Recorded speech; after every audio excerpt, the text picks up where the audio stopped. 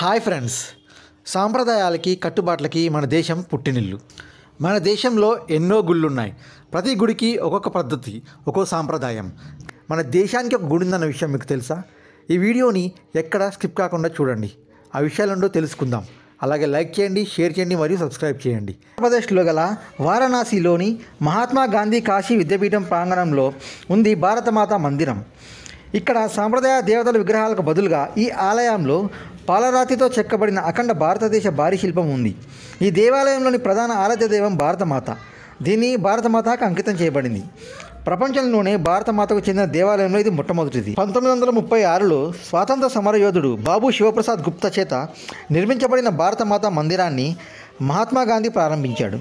ఈ ఆలయం మహాత్మా గాంధీ కాశీ విద్యాపీఠం ప్రాంగణంలో నిర్మించబడింది. ఈ మందిరం రాతితో నిర్మించబడింది.